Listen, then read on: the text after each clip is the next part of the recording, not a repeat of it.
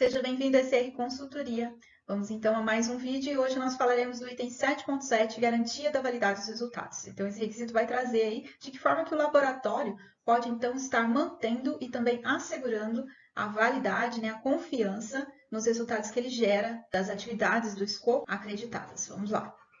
O requisito 7.7 vai assegurar então, ou vai trazer as formas com que o laboratório assegura que seus resultados sejam válidos. Então, o que significa ser válidos? Ser confiáveis, ter a competência também da equipe para gerar esses resultados de forma confiável. Também a validade implica na confirmação do método de ensaio, do operacional do laboratório. Tudo isso implica numa validação dessa competência para gerar os seus resultados.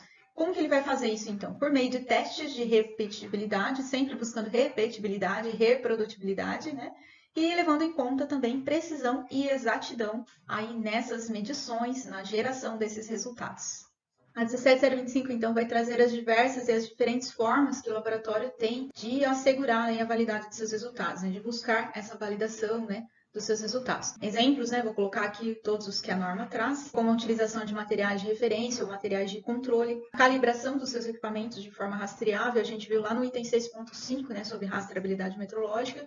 Quem não viu ainda o vídeo, não entende como que funciona essa questão da rastreabilidade, pode voltar lá, assistir o vídeo para ficar por dentro. Também as formas de checagem, seja as checagens funcionais do equipamento, a checagem do seu operacional, quanto também checagens intermediárias, que seriam as checagens para comprovação, para manutenção, ou a verificação da manutenção da comprovação metrológica, que seriam as calibrações, então, de forma rastreável. As cartas de controle também, podem ser usadas cartas de controle ali para estar verificando, analisando o processo. Também tem outras ferramentas, como cartas de controle, ferramentas estatísticas que podem ser também utilizadas. Ensaios, ou calibrações replicadas, pode ser realizado então com mesmos métodos, métodos iguais, ou métodos diferentes.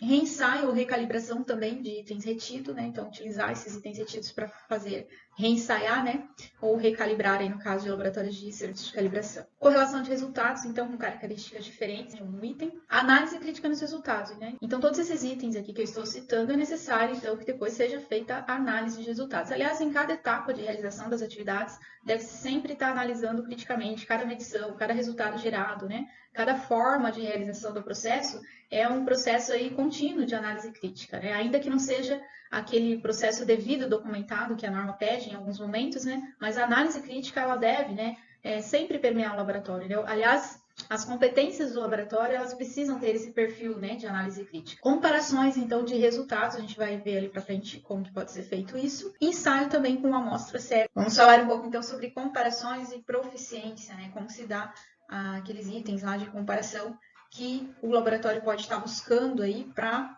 também ajudar aí nessa validação dos seus resultados, da garantia dos seus resultados. A NIT DICLA 026 é um documento, então, do Inmetro, da CGEC Inmetro, desculpe, que é um documento normativo que orienta, então, como que podem ser feitas esses processos de comparação de busca de proficiência. Então, existem, provedores de proficiência acreditados pelo próprio Inmetro para realizar, então, essas atividades. Quando eles são acreditados, é um processo de acreditação, como de um laboratório, e eles ficam disponíveis lá num banco que chama-se EPTS, E você pode procurar isso, inclusive, de forma global, internacional, São vários países ali cadastrados, que os seus institutos, como por exemplo o Inmetro, eles disponibilizam essas informações sobre esses laboratórios, A maior parte são laboratórios, sobre esses provedores de proficiência que são acreditados, credenciados, competentes para a realização, então, dessas atividades aí de comparação, que também não deixa de ser uma atividade de comparação à proficiência. Tem esses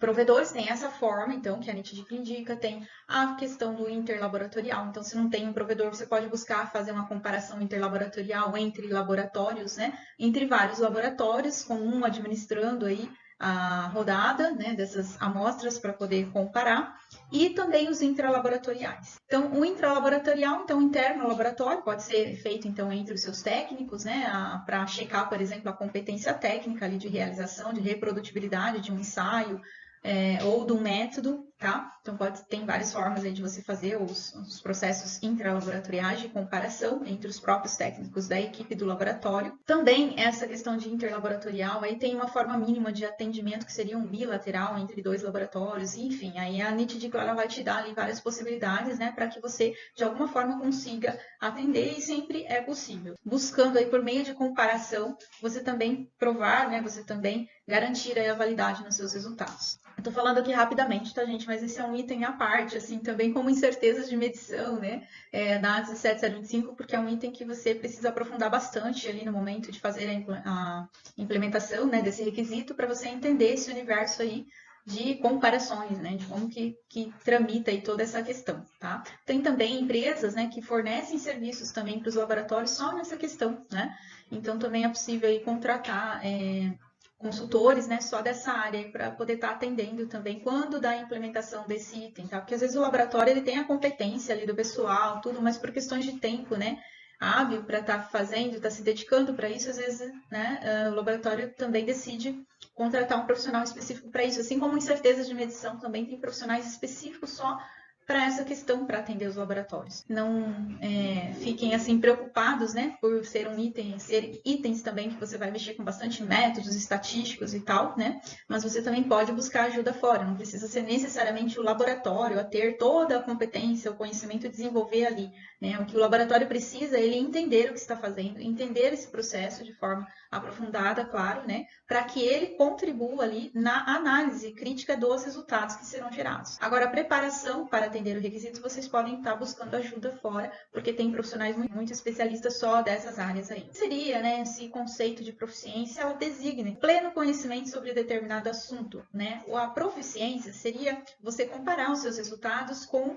o de outros laboratórios, nesse caso aqui específico. E por meio dessa comparação de resultados uns com os outros, né, você tem ali um método estatístico que você pode utilizar para organizar esses resultados num relatório final, digamos assim, uma tabela de resultados final, gráfica, e analisar essas comparações um em relação ao outro, né? E tem uma medida ali que se é calculada para verificar se você está dentro daquela média esperada de resultados ou não.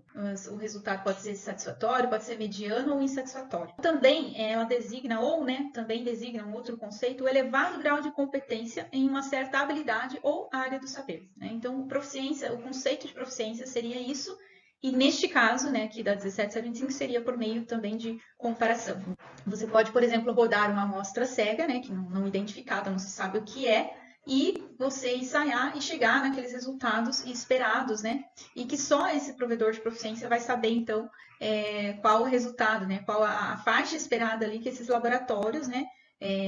Comparantes, não sei se eu posso usar esse termo, se existe, né? Os laboratórios participantes, acho que é melhor, mais seguro falar assim, devem ali estar dentro de uma faixa, então, aceitável para aquele tipo de amostra, tá? Seria uma forma. Tem outras formas, tem áreas, por exemplo, que são materiais novos, né, nessa área da 17025, e às vezes não tem nem como comparar. Então, tem outras formas aí de poder atender também. E aí que vale a pena, né, buscar sempre ajuda aí de profissionais que já têm experiência nisso também, tá? Ou dos próprios laboratórios ali de proficiência, né? Quando existe na área, para poder pedir ajuda de como realizar, né? Ou de pedir para que eles, então, tramitem todo esse processo. Bom, gente, cada caso é um caso. Eu estou falando aqui de forma bem resumida para não ficar muito extenso esse vídeo, né? Mas a norma ela traz, então, essa possibilidade, né, das comparações por meio de intralaboratorial ou de ensaios de proficiência, para que nessa geração de resultados, né, nessas comparações, ele possa estar verificando, então, qual que é o seu resultado. Então, se ele está dentro da média esperada, né, da faixa esperada ou não. E se não está, aí a gente vai ver aqui já para frente o que tem que ser feito. O que se deve atender, então? Né? Primeiramente, né, realizar atividades que promovam a validade dos resultados, como a que a gente viu lá, se não me falha a memória, no segundo slide ali que eu passei, todas aquelas formas, né, diferentes ali, para se atender, então, esse requisito. E se é possível fazer uma ou duas? Não, não é possível. Tem que ser ali um conjunto daqueles itens que estão lá, por isso que a norma já traz todos eles. Você vai precisar fazer todos os que estão ali? Também não. Então, precisa também analisar, né? O laboratório precisa reunir e analisar quais daqueles itens lá é possível que ele atenda. Por exemplo, tem laboratórios que conseguem fazer checagens intermediárias dentro do próprio laboratório. Tem laboratório que prefere não fazer ou não é viável fazer. Então, ele só vai fazer a calibração rastreável, de tempos em tempos. Às vezes, ele até encurta um prazo ali de realizar a calibração para ele não precisar fazer, né? Ou ele não, porque ele não tem a possibilidade de estar fazendo checagem intermediária no próprio, dentro do laboratório. Tem esses casos aí, né? O ideal é que se faça, né? Que o laboratório pratique todos os itens que estão lá, mas às vezes nem todos são aplicáveis, inclusive ao tipo de laboratório, a especialidade daquele laboratório, daquela área de conhecimento, de calibração ou de ensaio.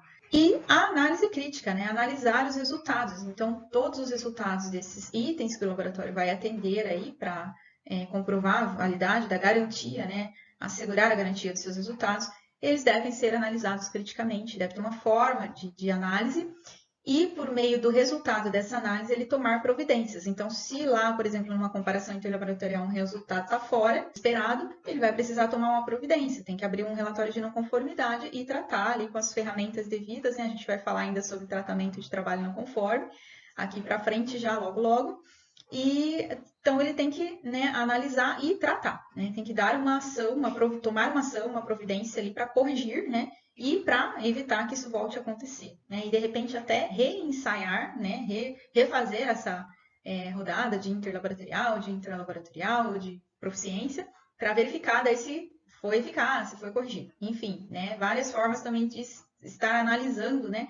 E tomando ações aí quando você tem um resultado não esperado, um resultado indevido, né? Ou acha aí um desvio por meio dessas análises, ok?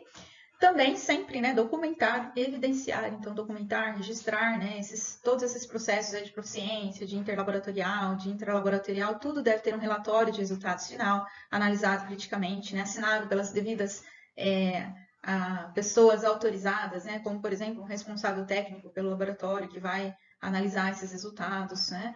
Os ensaios devem ser realizados pelos técnicos, né, que são competentes para aquilo, a análise do relatório desses resultados ser assinada por um signatário autorizado, como a gente já comentou aqui em alguns vídeos, mas a gente vai falar mais disso no próximo item, inclusive, que é no 7.8, que é o relato de resultados. Então, tudo isso, todos esses trâmites devem ser bem documentados, bem evidenciados, né, e retidas aí essas evidências para os seus processos de avaliação, né? Ou quando clientes exigem, enfim, né? Sempre documentar e evidenciar isso, né? Sempre será colocado aqui em todos os requisitos, né?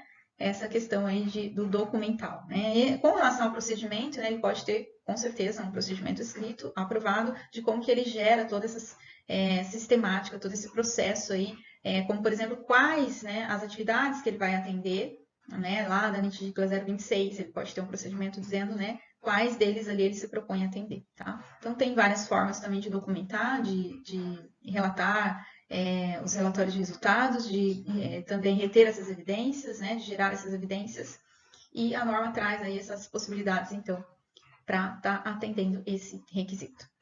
No próximo vídeo, nós vamos tratar o item 7.8, que fala sobre o relato dos resultados.